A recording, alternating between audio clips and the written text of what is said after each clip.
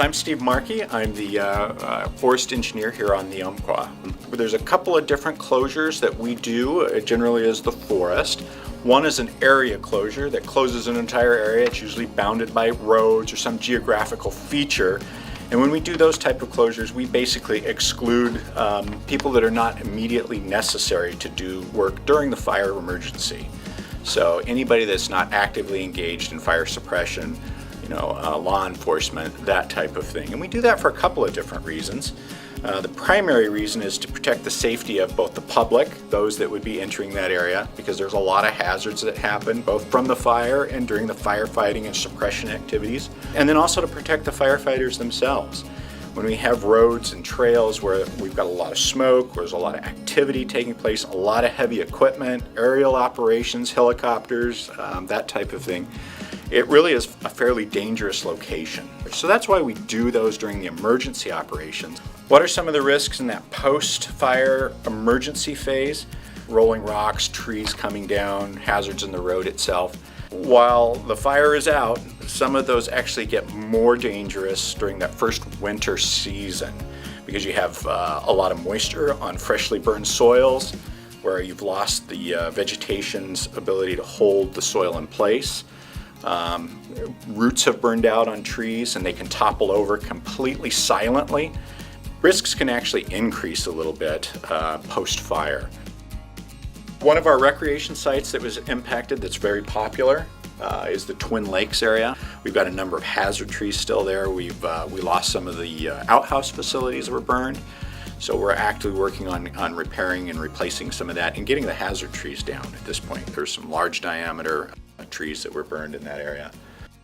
In addition to that, we have some burns along the wilderness area in this location, and we have some access and roads. And this area is pretty popular with hunters. We do have some closures that are still in place for that area, and people are being encouraged to hopefully be able to utilize the part of the wilderness that was not impacted.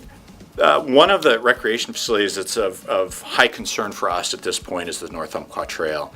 It was heavily impacted by fire in a couple of locations, and unfortunately we lost a number of timber bridges, actually burned or damaged to the point that they won't support the weight of our recreationists. So right now we're doing some cleanup, removing some of the material that remains because it's treated lumber. We don't want it to get into the river and affect water quality, and then we'll start the process of rebuilding those.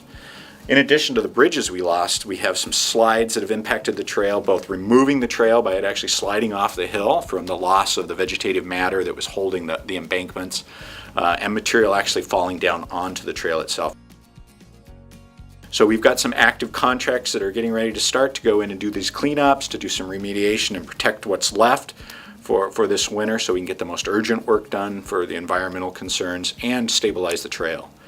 And it is likely that those closures will last through the winter and maybe even longer until some of those structures are replaced from a safety standpoint. The North Umpqua River, specifically what we're talking about now, had two areas that were heavily impacted by fire. Fire burned right to the river and actually crossed the river in a couple of locations here. We have some large trees that are falling into the river and actually becoming navigational hazards for rafters and kayakers on the river.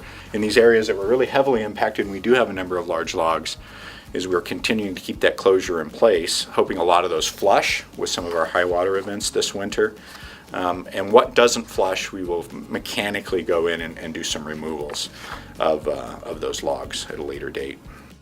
And we just want to say thank you to all of the public for their continuing support. We also had a number of partners in the community that helped out tremendously: the Sheriff's Department, DFPA, Pacific Core Power, ODOT.